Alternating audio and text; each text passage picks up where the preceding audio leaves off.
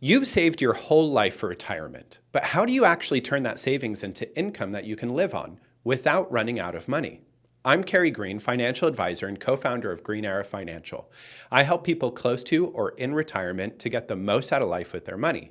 And today we're diving into one of the most important questions in retirement planning: how to turn your savings into a sustainable income source. So why is income planning different? Well, most of your working life is about accumulation, growing your accounts, maxing your 401ks, and building wealth. But retirement is about distribution. When you stop working, your paychecks stop too. And now the question becomes, how do you pay yourself in retirement?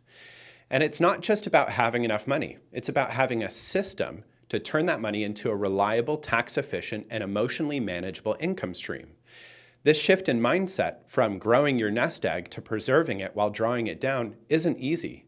Emotionally, it's hard to watch account balances decrease, but a well-structured income plan can give you confidence and clarity. Now, let's talk about the 4% rule and its limitations. One of the most common guidelines is the 4% rule. It says that if you withdraw 4% of your portfolio each year, adjusted for inflation, you'll have a high chance of not running out of money over a 30-year retirement. It's a decent starting point, but it has limitations. It assumes a steady market, ignores taxes, and doesn't adjust for your unique life. So let's say you retire at 65 with a $1 million portfolio. 4% would give you $40,000 per year. But what if the market drops 20% in year one?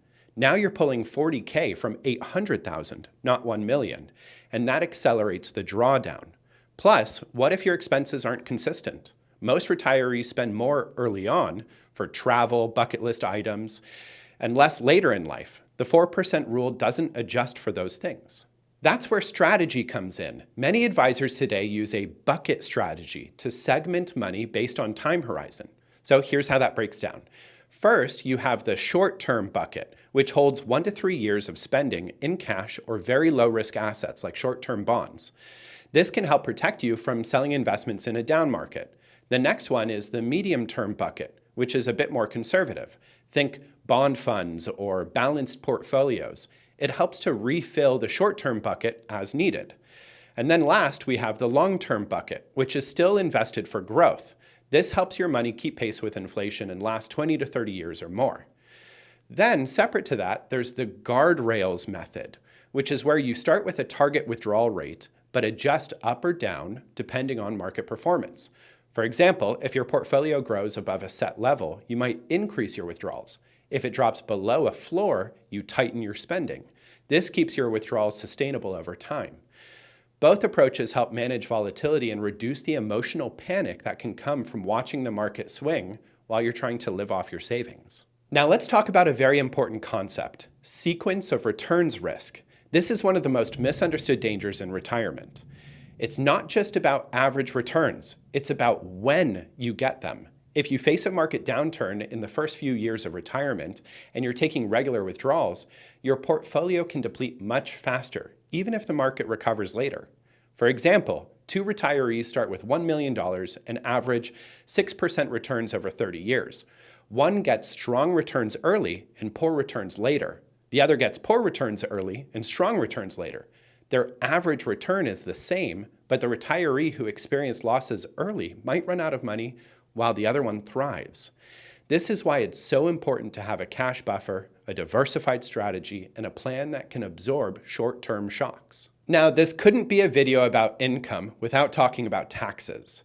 Most retirees have multiple income sources: Social Security, pensions, rental income, RMDs, withdrawals from IRAs or Roths, etc. And the order you take money from these sources matters. For example, taking IRA withdrawals early may bump you into a higher tax bracket, or delaying Social Security can increase your monthly benefit, but it might make sense to take it sooner depending on your situation. Whereas Roth withdrawals are tax-free, so they're useful when you want to manage your taxable income. Another example is strategic Roth conversions during low-income years before RMDs start at age 73 can also help reduce your long-term tax burden. This whole concept is called income layering, which is deciding how to blend different income sources over time to minimize taxes and keep your retirement plan on track. Okay, let's talk about flexibility and peace of mind. No plan survives 30 years without change. Life happens. The key is building in flexibility. That might mean having a buffer for unexpected healthcare or family costs, or adjusting your travel or discretionary spending in tough years, and rebalancing your portfolio periodically.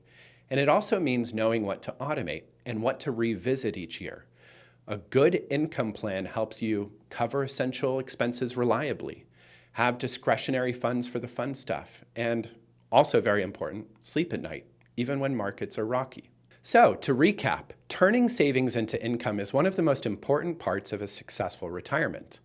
It's not just math, it's strategy, timing, and peace of mind. The goal isn't just to make your money last, it's to make it work for the life you want. So, if you found this video helped you, give it a like or share it with someone preparing to retire. And as always, if you have any questions or need help with anything, feel free to reach out. I'm always happy to help if I can. Thanks for watching, and I'll see you next time.